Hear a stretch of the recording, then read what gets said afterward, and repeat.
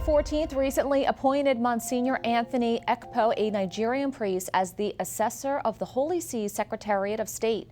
The Holy Father has also been to Nigeria 10 times and was supposed to go before being chosen as Pope.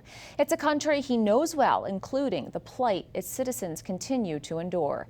EWTN News Vatican correspondent Valentina Dudo has more on this issue.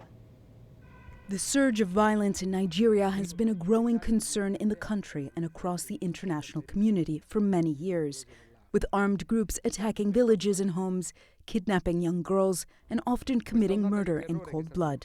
You are a priest from Nigeria, the northern part that is so affected by all of the violence that continues to happen to Christians, but also to non-Christians. Can you tell me about the situation there that you have seen as a local and as a priest? Yeah, so there was this constant burning of houses, and burning of people alive. The moment there is just a trigger, somebody's dead, somebody's killed, and then there's this reprisal, and then there's this attack. So we lived studying in fear. We lived, every day praying in fear, eating in fear, doing everything in fear. EWTN caught up with Pope Leo XIV this week as he was leaving Castel Gandolfo and asked him about the religious persecution happening in Nigeria right now. I think in Nigeria, in certain areas, there is certainly a danger for Christians, but for all people, Christians and Muslims have been slaughtered. There's a question of terrorism. There's a question of that has to do a lot with economics, if you will, and control of the lands that they have. Unfortunately, many Christians have died.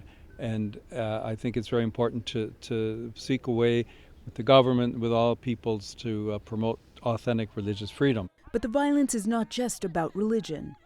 It has its root in many ways, many things.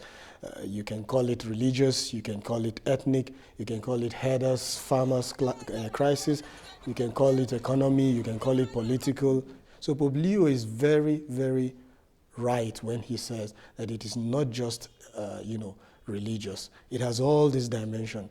The Religious Freedom Report from Aid to the Church in Need found a severe and escalating wave of violence, largely driven by extremist Islamist groups such as Boko Haram and the Islamic State West Africa province during the 2-year reporting period.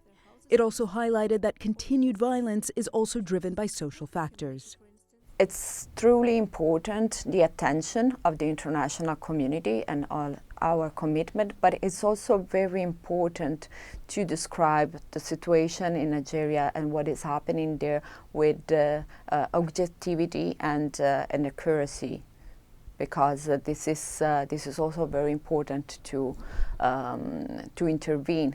U.S. President Donald Trump recently said that the United States would stop all aid to Nigeria. They're killing record numbers of Christians in Nigeria.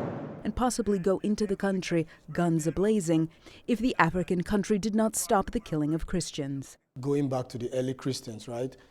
Persecution has always, emboldened faith, because you see somebody giving his all and dying for this faith. And then that becomes the beginning of, they said, the blood of the martyrs is the seed of the church.